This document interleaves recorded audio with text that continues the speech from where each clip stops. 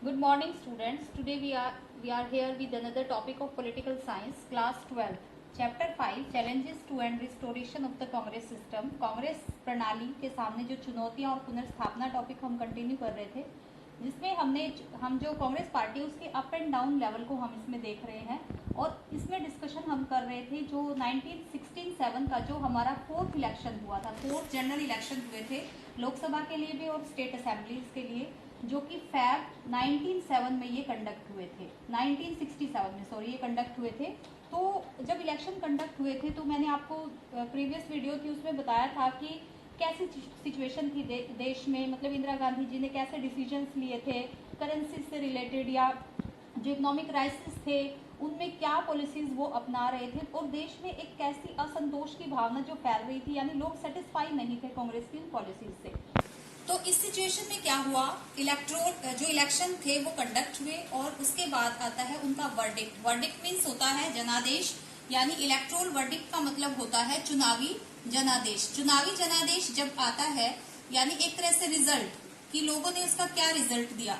देखो जब इलेक्शन हुए थे मैंने आपको बताया था सिचुएशन इंडिया में कैसी थी। एक तो पोलराइजेशन की सिचुएशन हो गई थी, यानी कि ध्रुवीकरण होता है कि ग्रुप्स बन रहे थे, जैसे कि कांग्रेस में भी अलग अलग ग्रुप बन रहे थे या जो अपोजिशन पार्टी थी वो भी अपना अलग अलग ग्रुप बना रही थी, या लोगों के अंदर भी एक ग्रुपिज्म हो रहा था क्योंकि कांग्रेस से काफी डिससेटिस्फाई थे लोग, क्योंकि डिसकंटेंटमेंट की सिचुएशन थी, लोगों के अंदर बहुत भयंकर असंतोष फैल रहा था। तीसरा क्या था कि ये जो इलेक्शन थे विदाउट नेहरू कंडक्ट हो रहे थे, क्योंकि उस टाइम पंडित जवाहरलाल नेहरू जी जो थे वो नहीं थे। इससे पहले जो 3 इलेक्शन हुए थे, जो कि हम पहले सेकंड चैप्टर में पढ़ चुके हैं, 3 इलेक्शन इससे पहले कंडक्ट हुए हैं जिसमें कांग्रेस को बहुत बहुमत मिला था और कांग्रेस एक तरह से अपने डोमिनेंस को बना के रखा हुआ था तीनों इलेक्शन में। लेकिन जो 1967 का इलेक्शन यानी कि जो फोर्थ इलेक्शन था उसका रिजल्ट जो था एक ऐसा रिजल्ट था जो अनएक्सपेक्टेड था। वो ना केवल कांग्रेस के लिए अनएक्सपेक्टेड था बल्कि पूरे देश के लिए वो एक अनएक्सपेक्टेड रिजल्ट था। The result shocked the Congress, यानी उस रिजल्ट ने कांग्रेस को बिल्कुल शॉक्ड कर दिया, एक तरह से झटका दिया at both the national and state level, दोनों ही लेवल पे, चाहे वो स्टेट लेवल के इलेक्शन हो, स्टेट असेंबलीज के इलेक्शन हो या वो हमारे जो लोकसभा के इलेक्शन हो। कुछ बहुत सारे पॉलिटिकल ऑब्जर्वर्स उस टाइम थे, जो कंटेम्परेरी ऑब्जर्वर्स थे, उन्होंने इस इलेक्शन को पॉलिटिकल अर्थक्वेक कहा, यानी राजनीति में ये जो इलेक्शन का रिजल्ट था ये एक भूकंप की तरह रिजल्ट था। स्टूडेंट ये क्वेश्चन बहुत इंपॉर्टेंट है कि क्यों इस इलेक्शन को पॉलिटिकल अर्थक्वेक कहा, जो ऑब्जर्वर्स थे उन्होंने, तो ये क्वेश्चन इस चैप्टर में से मोस्टली आता ही है। उसके बाद देखो the Congress did get a majority, Congress मतलब मेजोरिटी तो उसने ले ली, यानी कि गवर्नमेंट तो उसने बना ली, लोकसभा में अपनी गवर्नमेंट का जो बहुमत होता है जो साबित करना होता है वो तो साबित कर दिया, लेकिन जो उसकी परफॉर्मेंस थी वो बिल्कुल लोवेस्ट थी, यानी जो सीट्स थी उसकी सीट्स में जो उसने जो सीट ली लोकसभा में वो अब तक की जितने 3 इलेक्शन से उससे सबसे कम सीट उसने ली। दूसरा जो शेयर ऑफ वोट था यानी वोट का जो परसेंटेज था वो भी 1952 के इलेक्शन से कंपैरिजन करें या 57 के इलेक्शन से कंपैरिजन करें या थर्ड इलेक्शन से कंपैरिजन करें तो वो बहुत ज्यादा लो था। स्टूडेंट जो इंदिरा गांधी की कैबिनेट के मिनिस्टर थे, आधे से ज्यादा मिनिस्टर इस इलेक्शन में हार गए थे, वॉज डिफीटेड। इसमें जो फेमस बहुत जो गद्दावर नेता थे कांग्रेस पार्टी के वो हारे थे, जैसे के कामराज थे, ये तमिलनाडु सीट से हारे थे, एस के पाटिल थे, अतुल घोष थे वेस्ट बंगाल से और के बी सहाय बिहार से। ये इतने अच्छे पॉलिटिशियन थे, इतने जो दिग्गज लीडर थे कांग्रेस पार्टी के, ये भी इस इलेक्शन में अपनी सीट को बचा नहीं पाए थे। तो ये वर्डिक्ट है, ये जनादेश था इस इलेक्शन का 1967 का, जो कि अपने आप में भी बहुत इंपॉर्टेंट टॉपिक है। उसके बाद देखो कांग्रेस हमारे पूरे देश में देखा जाए तो 9 ऐसे स्टेट थे जहां पर कांग्रेस अपनी गवर्नमेंट नहीं बना पाई थी। अब इनमें देखो 7 स्टेट तो ऐसे थे जहां पर वो अपनी मेजोरिटी बिल्कुल ही खो चुकी थी, 2 स्टेट ऐसे थे जहां पर डिफेक्शन, यानी जो डिफेक्शन होता है दल बदल, यानी जो लोग अपना पार्टी जो है वो बदल लेते हैं, दल बदल के कारण कांग्रेस गवर्नमेंट बनाने से दूर रही। उसके बाद ये जो 9 स्टेट थे इनमें पंजाब, हरियाणा, यूपी, एमपी, बिहार, वेस्ट बंगाल, उड़ीसा, मद्रास और केरला, ये 9 स्टेट ऐसे थे जहां पर कांग्रेस अपनी गवर्नमेंट नहीं बना पाई थी। और स्टूडेंट जो मद्रास जो आज तमिलनाडु है, इसकी कहानी तो बहुत ही अलग थी। ये पहले ये सारा पार्ट मद्रास ही कहा जाता था। यहाँ पर एक पार्टी थी डीएमके पार्टी थी जो आज भी है, द्रविड़ मुनेत्र कमदम इसकी फुल फॉर्म थी। ये पार्टी एक रीजनल पार्टी थी, ये एक रीजनल पार्टी थी और ये रीजनल पार्टी पूर्ण बहुमत से मद्रास में इसने अपनी गवर्नमेंट बनाई थी। यानी इसको किसी के कोलिजन की भी जरूरत नहीं थी कि किसी के साथ इसको जो गठबंधन बनाना पड़े, ऐसा भी नहीं था, क्योंकि इसका एक रीजन था। यहाँ पर एक मूवमेंट हुआ था, एंटी हिंदी एगिएशन हुआ था यहाँ पर, यानी हिंदी लैंग्वेज के अगेंस्ट यहाँ पर एक एगिएशन हुआ था। तो जो पार्टी, ये डीएमके पार्टी थी, इसने इस एगिएशन को फुली सपोर्ट किया था। तो इस वजह से लोगों ने इसको भरपूर वोट दिए और पूर्ण बहुमत के साथ। मद्रास एक ऐसा स्टेट था, इवन मार्क्स में कई बार पूछ लेते हैं, जहां पर कि पहली बार एक रीजनल पार्टी ने बिना कांग्रेस या बिना किसी गठबंधन के अपनी सरकार बनाई थी। और उस टाइम एक फ्रेज डेवलप हुआ था, एक कहावत डेवलप हुई थी कि अगर हम दिल्ली से हावड़ा तक जाते हैं तो हमें कोई भी ऐसा स्टेट नहीं दिखाई देता जहां पर कि कांग्रेस की गवर्नमेंट है, क्योंकि लोगों को तो आदत थी कि कांग्रेस गवर्नमेंट में रहती थी, लेकिन पहली बार ऐसा हो रहा था कि कांग्रेस जो है वो सरकार में नहीं थी। 9 ऐसे स्टेट थे। स्टूडेंट, इसके बाद इस इलेक्शन ने हमारे देश में 2 टर्म्स अराइज की, एक है कोलिएशन और दूसरा है डिफेक्शन। कोलिएशन और डिफेक्शन, स्टूडेंट्स जैसा कि आपको मैं बता चुकी हूँ कि 1967 का इलेक्शन जो था कांग्रेस के लिए भी एक शॉकिंग था। एक इसके अलावा कुछ फीचर्स जो है हमारे देश में राइज हो गए, जो कि अभी आपको मैं बता रही थी कि कोलिएशन और डिफेक्शन। देखो, कोलिएशन मीन्स तो आप सब जानते हैं, कोई नई टर्म नहीं है आपके लिए।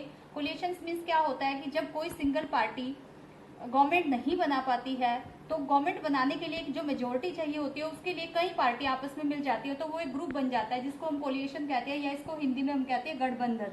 यानी कि वो गठबंधन कर लेती है गवर्नमेंट बनाने के लिए। तो 1967 के इलेक्शन के बाद ये फीचर्स भी जो है हमारे देश, ये फीचर जो है हमारे देश में अराइज हो गया। The election of 1967 brought into picture the phenomena of coalition. इस कोलिएशन में क्या था कि जो नॉन कांग्रेस पार्टीज थी, जितनी भी नॉन कांग्रेस पार्टीज होती थी वो आपस में मिल जाती थी और उन्होंने क्या किया, एक ज्वाइंट लेजिस्लेटिव पार्टीज बनाई, जिसको कि हम कहते हैं हिंदी में एसवीडी। यानी कि ये था संयुक्त विधायक दल। संयुक्त विधायक दल क्या था कि जिसमें बहुत सारे पार्टी के जो विधायक होते थे, बहुत सारी जो पार्टियां होती थी, जैसे आज भी बहुत सारे इलेक्शन आज भी ऐसे हुए हैं, जैसे आप जो कोलिएशन की गवर्नमेंट हम कई सारे अपने स्टेट में देख चुके हैं। और कोलिएशन की गवर्नमेंट जो होती है उसमें क्या होता है कि बहुत सारी जो पार्टियां मिल जाती हैं, जो रूलिंग पार्टी होती है उसको हराने के लिए वो अपनी एक स्ट्रेटजी तैयार करती है, जिससे कि इकट्ठी होकर, चाहे कि उनकी आइडियोलॉजी एक ना हो। अब जो ये एसवीडी में जितनी भी पार्टियां उस टाइम मिली थी, जो नॉन कांग्रेस पार्टीज थी, ऐसा नहीं था कि उनकी आइडियोलॉजी एक थी या वो एक जैसा स्ट्रक्चर रखती थी, ऐसा नहीं था। बेशक उनकी आइडियोलॉजी अलग अलग थी, लेकिन क्योंकि उन्होंने एक ही अपना जो मोटिव रखा था कि उन्होंने कांग्रेस की गवर्नमेंट नहीं बनने देनी है, तो वो सारी पार्टियां जो है एक प्लेटफॉर्म पे इकट्ठा हुई। तो ये टर्म जो थी कोलिएशन की, ये हमारे देश में अराइज हो गई। बहुत सारे ऐसे स्टेट थे जहां पर की गवर्नमेंट बनी, जैसे कि बिहार में कई सोशलिस्ट पार्टी थी, इनके साथ और बहुत सारी पार्टियां मिलकर उन्होंने गवर्नमेंट बनाई।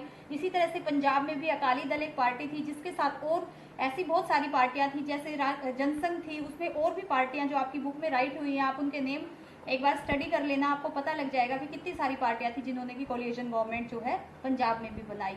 उसके बाद नया एक फीचर जो अराइज हुआ वो है डिफेक्शन। डिफेक्शन का मतलब क्या होता है, दल बदल, यानी कि दल बदल लेना, अपनी पार्टी को चेंज कर लेना।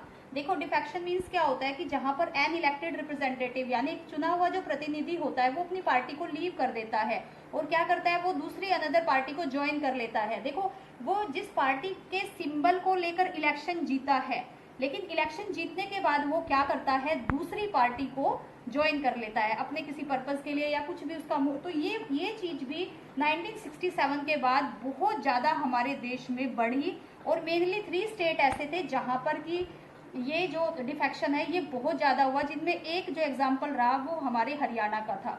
हरियाणा में उसके बाद एक एक्सप्रेशन, यानी कि एक तरह एक जुमला कहते हैं इसको, वो अराइज हो गया, जिसको कहा गया आया राम और गया राम। ये जो फ्रेज है ये तभी से बहुत फेमस हुआ, उस इलेक्शन के बाद ही फेमस हुआ, क्योंकि और ये हरियाणा से रिलेट करता है, क्योंकि हरियाणा के एक जो नेता थे, गयालाल जी नेता थे, तो उन्होंने क्या किया था, 15 डेज के अंदर अंदर उन्होंने 3 पार्टीज जो है वो चेंज की थी। यानी 3 पार्टी, पहले किसी एक पार्टी में थे, उसको लीव करके फिर दूसरी पार्टी, और इसी तरह से दूसरी पार्टी को लीव करके उन्होंने तीसरी पार्टी को ज्वाइन किया। तो उनके ऊपर ये पॉइंट उस टाइम ज्यादा सही बैठता था कि आया राम और गया राम। तो ये दोनों जो फीचर्स हैं ये इस इलेक्शन का एक तरह से रिजल्ट थे। स्टूडेंट, आई होप आपको ये टॉपिक इतना क्लियर हो गया होगा। जो नेक्स्ट हमारा टॉपिक है वो है स्प्लिट इन कांग्रेस। देखो, कांग्रेस पार्टी की हालत बहुत खराब थी इस टाइम, अपनी मेजोरिटी ऑलमोस्ट उसने देश में खो दी थी। बेशक गवर्नमेंट में थी वो, लेकिन उसकी सिचुएशन इतनी अच्छी नहीं थी। अब क्या होता है, उसमें इंटरनल आर्ग्यूमेंट शुरू हो जाते हैं। इससे क्या होता है, कांग्रेस का स्प्लिट होता है। यानी कांग्रेस जो है, जो आज हम कांग्रेस देखते हैं, वो किस तरीके से अराइज हुई 1967 के बाद, क्योंकि उसके बाद जो 1971 का इलेक्शन हुआ था वो नई कांग्रेस और पुरानी कांग्रेस दोनों के बीच में भी था। तो इसमें क्या था, स्प्लिट में क्या राइज हुआ था, एक तो इंदिरा गांधी के द्वारा बनाई गई कांग्रेस थी और एक सिंडिकेट। सिंडिकेट कौन थे, जो ओल्ड लीडर थे, जो फेमस लीडर थे कांग्रेस पार्टी के, वो एक तरफ हो गए थे और इंदिरा गांधी ने अपनी एक अलग कांग्रेस बना ली थी। और इन दोनों के बीच किस तरह का वो कंपटीशन था और किस किस पॉइंट को लेकर इन दोनों के बीच में विरोधाभास था, वो हम इस टॉपिक को आगे कंटिन्यू करेंगे। तो इतना टॉपिक आपको समझ आ गया होगा, इसी पे बेस्ड आपको मैं असाइनमेंट जो है वो दूंगी। Thank you so much.